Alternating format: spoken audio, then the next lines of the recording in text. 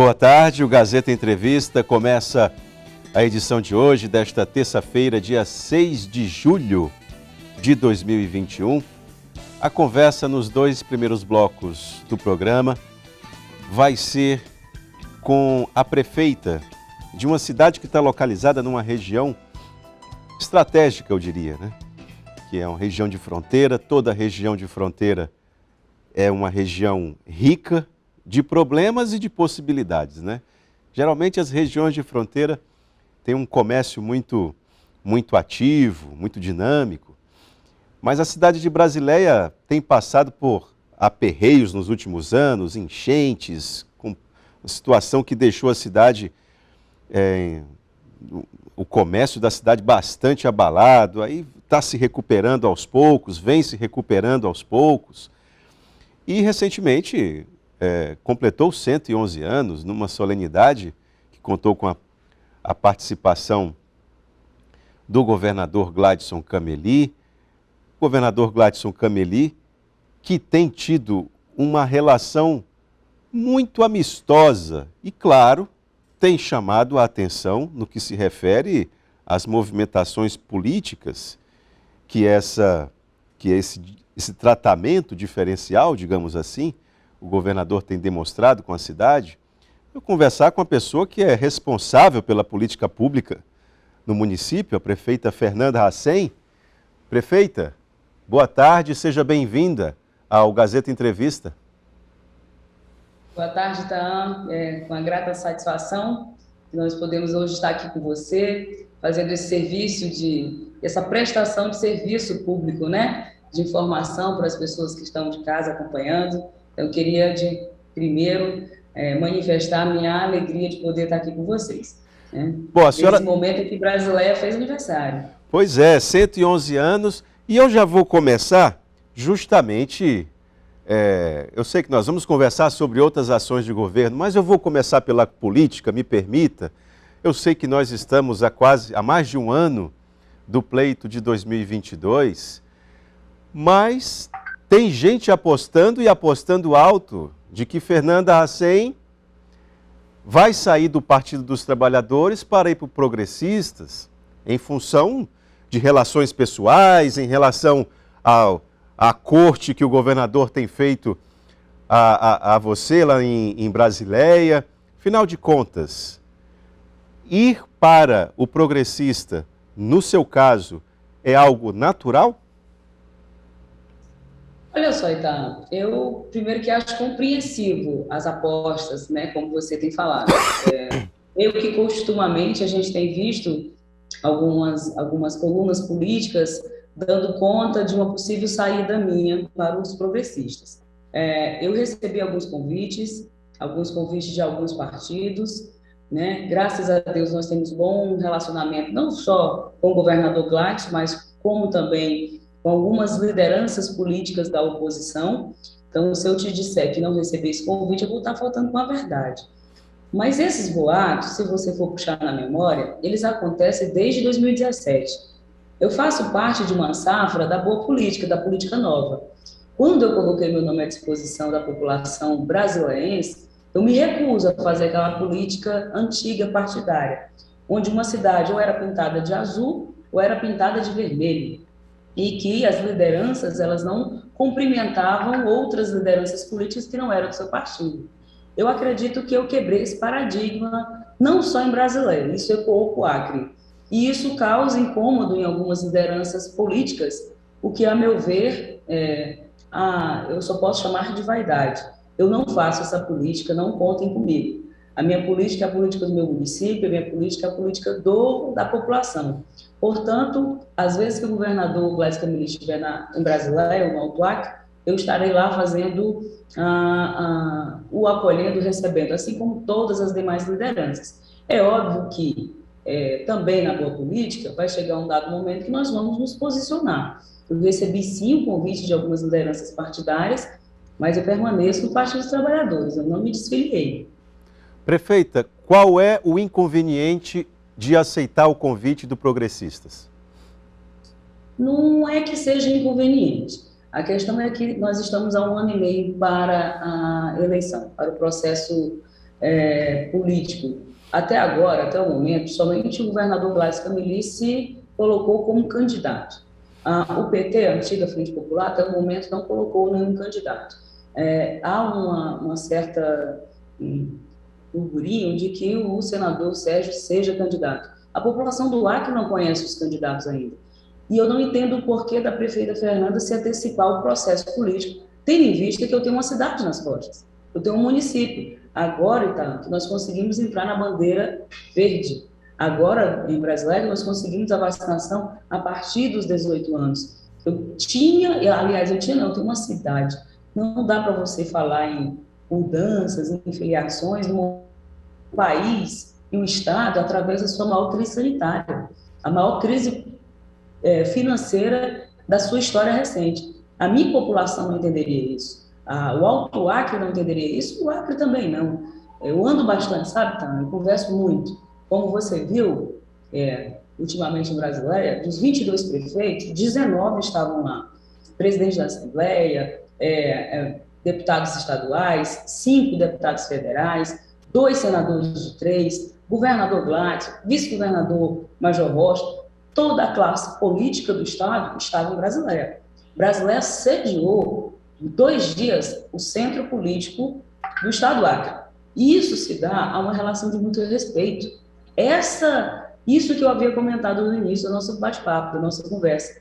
Você fazer a boa política, essa nova política, exige de nós, representantes públicos de cargos eletivos, essa postura. Mas, prefeita, eu só consigo essa postura com essa posição que sempre tivemos. Prefeita, essa narrativa que a senhora acabou de fazer, elencando aí as autoridades que estavam presentes na solenidade, demonstra o porquê da preocupação em relação às suas definições, porque Brasileia é uma região importante demais.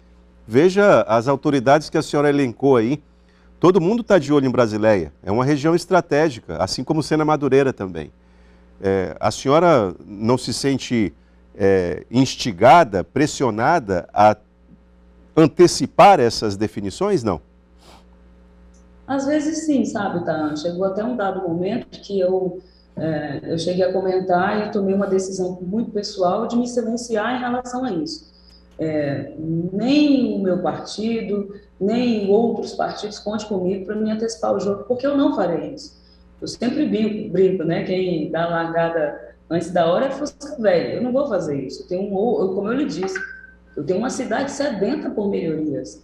Brasileia, como você bem disse, é uma cidade que ela está no coração do Alto Acre, né? Ela é a grande mãe, né? Ela ecoa para a nossa vizinha Assis Brasil, para a nossa vizinha Itaçolândia, para a nossa vizinha Chapuí. O que eu posso te dizer, e aí eu vou te dizer com muita certeza do que eu tenho andado, é que o Alto Acre está unido, é que o Alto Acre vai, de verdade, fazer o diferencial nas eleições, nas próximas eleições. Isso é fato, porque nós já estamos cansados de algumas coisas. Então, certamente, como mandatária, a gente vai estar junto dessa nova política. Prefeita, se a senhora reconhece que o Alto Acre vai estar unido do ponto de vista político e de que vocês estão cansados de algumas coisas, primeiro eu queria saber se a senhora poderia pontuar que coisas são essas, não fulanizando o debate, mas falando a respeito daquilo que é de interesse público. O que o gestor dos municípios do Alto Acre já estão cansados? E qual é a alternativa, o instrumento, a liderança política que pode capitalizar isso, no seu entendimento, dando amparo a esses prefeitos? Então, o que nós já estamos cansados, nós não temos uma voz que de fato leve as nossas políticas públicas. Nós temos amigos, nós temos parlamentares muito parceiros. Eu seria muito injusta se eu fosse numerar, né? Nós temos bons parceiros, mas nós temos outras regiões. Eu vou citar como exemplo os nossos irmãos do Juruá, né? Que têm representações importantes. Portanto, quando você olha para o campo de vista orçamentário, no campo de vista de emendas para o Juruá, chega a ser pífio o que vai para o Alto Acre, né? Com todos os elementos que você elencou no início da nossa conversa, cheias, do Rio Acre em 2012, depois em 2015, nós ainda estamos lutando para que a gente possa superar essas dificuldades lá de trás. Se nós tivéssemos representações no governo do Estado, nós temos o município de Chapuri, 2 estaduais, mas no município de Brasileiro nós não temos nenhum, no município de Itaçolândia nós não temos nenhum, de Assis Brasil nós não temos nenhum. Então, é isso que eu ouço todos os dias da população. Quando eu falo de população, quando eu falo de ouvir, é a população, que é quem vota, que é quem dá os cargos. E quando eu te digo de puxar, eu estou disposta a puxar isso junto com a população, né? Até para que eu possa fazer um bom trabalho nesses anos que me restam na frente da prefeitura. A senhora avalia que a sua experiência como prefeita lhe referenda para o parlamento? A senhora seria uma parlamentar que teria um outro olhar para os municípios? Ah, sim, certamente. Isso tanto faz sendo a prefeita Fernanda, ou também alguma outra liderança escolhida pelo grupo do qual nós vamos trabalhar. Prefeita, a senhora falou a respeito, agora eu vou mudar um pouco o tom da nossa conversa, a senhora falou a respeito de uma unidade, né, do ponto de vista político, que vocês estão cansados de que determinadas regiões têm um tratamento diferenciado, etc.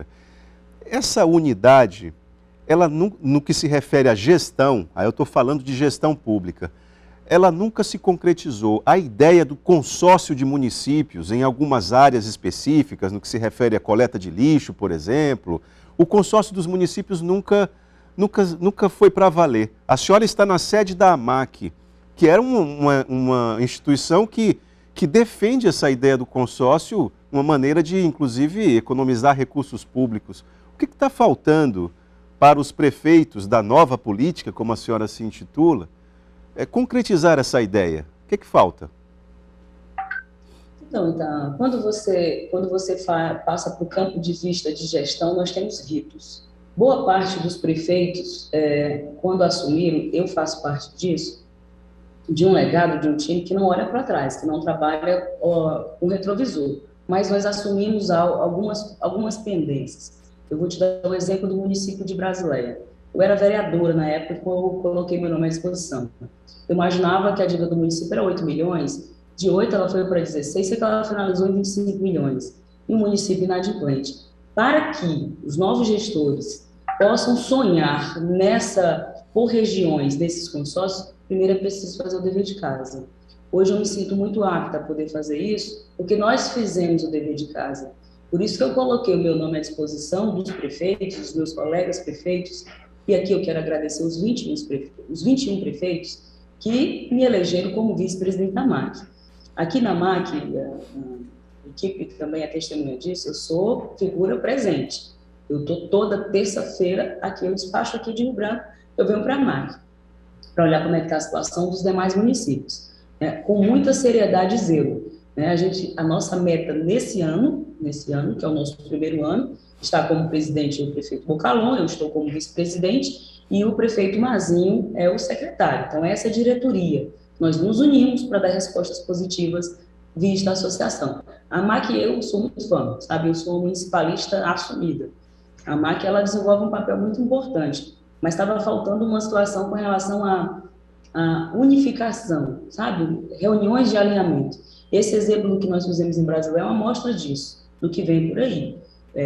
Primeiro, Brasileiro sediou, até setembro nós vamos fazer uma outra caravana que é no município de Cruzeiro do Sul, o prefeito Zequinha, inclusive, já está se organizando, isso já faz parte desse alinhamento. E eu concordo com o que você disse, tá, Itana? Particularmente falando. Eu penso que é necessária essa valorização a mais dos consórcios, a fim de angariar mais recursos. Por exemplo, nós estamos lá no Alto Acre e nós temos uma cidade irmã, que é Brasileiro Itaçolândia, cidades fronteiriças que tem vários investimentos em ONGs e no governo federal que poderiam ser melhor capitaneados. Mas a gente não consegue fazer isso se o município, como eu brinco, né? Você, cidadão comum, se comprar e pagar, teu CPF vai para o Serasa. Mas nós, prefeitos, se nós não cuidarmos do CNPJ da prefeitura, nós vamos para o CADIM, nós vamos para o CALC.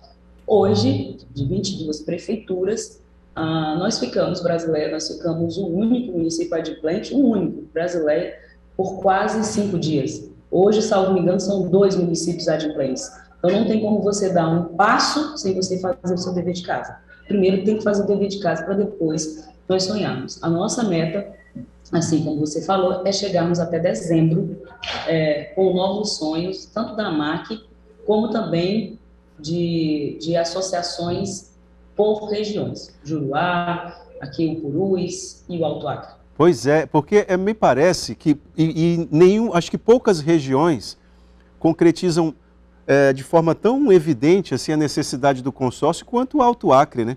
Você tem ali Brasileia e Epitaciolândia, as compras governamentais poderiam ser feitas de forma conjunta, já que a região é a mesma, a geografia é a mesma, a cultura é a mesma. Me parece que é algo racional, algo lógico. Prefeita, nós vamos fazer um intervalo agora e eu vou voltar. A senhora tocou num assunto importante que está vacinando pessoas já a partir de 18 anos, né?